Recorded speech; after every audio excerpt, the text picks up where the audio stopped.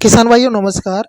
आज की वीडियो में हम बतलाने वाले हैं कि धनिये की खेती आप गर्मी में कैसे लगा सकते हैं और कम से कम लागत में आप धनिये की खेती को किस तरीके से लगाना चाहिए और हमें किस विधि द्वारा गर्मियों में इस फसल को लगा करके और अच्छा खासा मुनाफा ले सकें।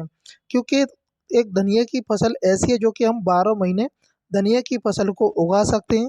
लेकिन हम आज वीडियो में कम से कम लागत में पूरी जानकारी आपको इस वीडियो के माध्यम से देने वाले हैं। किसान भाइयों मैं आपका स्वागत करता हूं अपने YouTube channel earn to business में। किसान भाइयों मैं आपका दोस्त विजय और आज वीडियो स्टार्ट करते हैं। सबसे पहले जो हम धनिया की फसल को हम लगाते हैं या तो हम हाइब्रिड लगाते हैं या देसी धनिया की बुवाई करते हैं। किसान भाइयों जो धनिया की जो फसल है अगर हम एक बार लगा देते हैं तो 3 से 4 बार उसकी कटाई कर सकते हैं। और किसान भाइयों सबसे पहले बात करते हैं खेत की तैयारी। तो खेत की तैयारी हमें गहरी जुताई करा लें। गहरी जुताई कराने के बाद में हमें एसएसपी खाद या गोबर की खाद जो पुरानी गोबर की खाद है वो डाल सकते हैं आप, या वर्मी कंपोस्ट का भी यूज करके उसमें फिर हाथ से फैला दें। फैलाने के बाद में रूटावेटर से समतल करा दें। और समतल कराने से क्या होता है कि जब हम धनिये की बुवाई करते हैं तो मिट्टी भुरभुरी हो जाए तो वो सबसे अच्छा होता है, क्योंकि जल्दी उगाता है हमारा धनिया। तो बीज बात करते हैं किसान भाई को, जो बीज की जो आवश्यकता अगर हमें 1 एकड़ में जो बीज की आवश्यकता पड़ेगी वो कितनी पड़ेगी। अगर आप हाइब्रिड की बुवाई करते हैं तो आपको प्रति एकड़ 5 से 6 केजी की बीज की आवश्यकता पड़ेगी। अगर वहीं पर आप देसी धनिया की बुवाई करना चाहते हैं तो उसमें आपको कम बीज की मात्रा की आवश्यकता होगी, क्योंकि जो हम हाइब्रिड जो धनिया बोते हैं उसे या तो हम उखाड़ देते हैं, नहीं तो फिर उसकी कटाई करके भी 3 से 4 बार उसकी कटाई कर सकते हैं। ऐसे ही हम जो देसी धनिया है उसका भी यही कल्टीवेशन ऐसी इस तरीके से कर सकते हैं।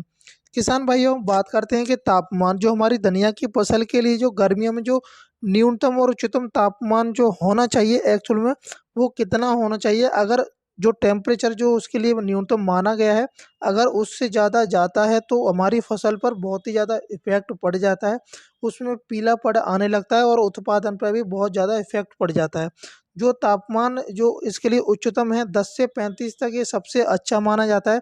अगर इससे ऊपर टेम्परेचर ज़्यादा जाता है तो धनिये की फसल में बहुत ही ज़्यादा जो उसमें पीलापन आने की संभावनाएँ बनी रहती हैं, क्योंकि गर्मी के मौसम में टेम्परेचर बढ़ता है तो पत्ते भी जो धनिये के पत्ते होते हैं वो भी सूखने लगते हैं। तो उस कंडीशन में हमें सबसे पहले किसान भाइयों जो सिंचाई करते हैं ना, हम सिंचाई हमें अपने समय से ही करनी चाहिए।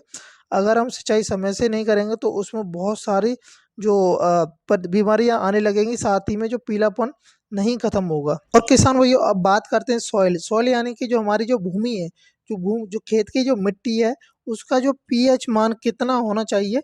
जो पीएच मान जो उसके लिए न्यूनतम और उच्चतम है 5 से 7 पीएच मान सबसे अच्छा माना जाता है।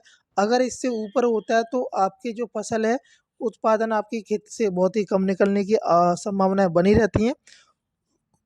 और किसान भाइयों वैसे तो धनिये की बुवाई सभी प्रकार की मिट्टी में आप कर सकते हैं, लेकिन जो सबसे ज़्यादा जो उत्पादन धनिये की जो खेती जो मिट्टी में निकलता है वो आपका जो काली दोमट होती है, दोमट मिट्टी होती है, बलुई दोमट, चिकनी दोमट, इन 4-5 जो मिट्टियाँ होती हैं खेत में उससे में सबसे ज़्यादा उत्पादन गर्मियों के दिन निकल आता है। जिसमें जो बलुई दोमट होती है उसमें थोड़ा सा सही निकलता है, और लेकिन जहाँ पर जो बलुई वाली मिट्टी होती है जिसमें बालू की मात्रा ज़्यादा होती है तो वहाँ पर हमें क्या देखने को मिलता है, सिंचाई की बहुत ज़्यादा आवश्यकता पड़ती है, साथ ही में उसमें उत्पादन उतना अधिक नहीं निकल पाता है। तो किसान भाइयों जैसे कि उन्नत समय जो धनिया की बुवाई का है जो कि आप फरवरी से मार्च में आप बुवाई इसकी कर सकते हैं। करने के बाद में आप जो कल्टीवेशन है वो 30 दिन के बाद में धनिया को उखाड़ के या काट करके बेच सकते हैं, जो कि आपको जो गर्मियों में जो धनिया का जो भाव मिलता है ना किसान भाइयों वो सबसे अच्छा मिलता है और आपको बहुत ही ज़्यादा महंगा मिलेगा, जो कि आपको अच्छा उत्पादन के साथ में अच्छा कमाई भी करके आपको देगा। और बात करते हैं किसान भाइयों के बुवाई के समय हमें कौन-कौन से फर्टिलाइज़र यानी खाद का इस्तेमाल करना चाहिए। किसान भाइयों मैंने स्टार्टिंग में बताया था कि धनिये की खेती एक ऐसी है जो कि कम से कम लागत में आप कर सकते हैं। किसान भाइयों आपको बुवाई करते समय कोई से भी खाद का उपयोग नहीं करना है, ना ही अपने खेत में कोई भी खाद डालने की आवश्यकता है। और बात करें किसान भाइयों की सिंचाई का जो समय है, सिंचाई हम कितने दिन के अंतराल में हमें करनी चाहिए। जैसे कि किसान भाइयों अगर आप धनिया की बुवाई कर देते हैं तो उसके तुरंत बाद उसमें सिंचाई अवश्य कर दें, जिससे कि अंकुरित होकर के धनिया जल्दी से जल्दी बाहर निकल आएगा। उस अगर आप ड्रिप से अगर सिंचाई करते हैं या स्प्रिंग से करते हैं तो उसमें आप 2 से 3 दिन के अंतराल में कर सकते हैं। अगर आप क्यारी बना कर के धनिया की बुवाई की है, तो आप किसान भाइयों उसमें 8 से 10 दिन के गर्मियों के मौसम में कर सकते हैं और इसके आगे पीछे भी सिंचाई कर सकते हैं। और वहीं पर किसान भाइयों अगर धनिया में आपके अगर खेत में पीलापन आ गया है या देखने को स्टार्टिंग में मिल रहा है, तो आपको उसमें कुछ फर्टिलाइज़र का इस्तेमाल करके आप पीलेपन को दूर कर सकते हैं और साथ ही में उत्पादन भी आपको उससे अधिक ज़्यादा देखने को मिल जाएगा। अब जैसे ही 15 से 22 दिन अगर आपकी जो बुवाई के 15 से 20 दिन हो गए हैं, तो उसमें अगर पीलापन आ रहा है, तो उसमें आप यूरिया और आप साथ ही में 2 किलो माइक्रो न्यूट्रिएंट ले सकते हैं और एनपीके 19-19-19 ले सकते हैं। आप उसको जड़ों में डाल करके उसके बाद तुरंत सिंचाई कर देना है और इसमें आपको पीलापन खत्म हो जाएगा, साथ ही में उत्पादन भी ज़्यादा निकलेगा। और किसान भाइयों अगर आपकी फसल में जैसे कि रस चूसक जैसी बीमारी अगर उसमें रोग देखने को आपको मिल रहा है या फंगीसाइड कुछ भी आ रहा है, फंगस आने लगा है, तो उसमें आप स्प्रे कर सकते हैं।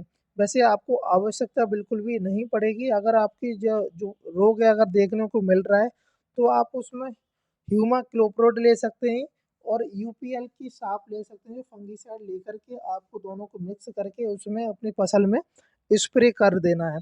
स्प्रे करने के बाद में आपके कुछ ही दिनों के अंतराल में आपको इसका रिजल्ट देखने को मिल जाएगा। किसान भाइयों अब बात करते हैं कि 1 एकड़ से धनिया से की जो फसल से हम कितना इनकम कर सकते हैं, यानी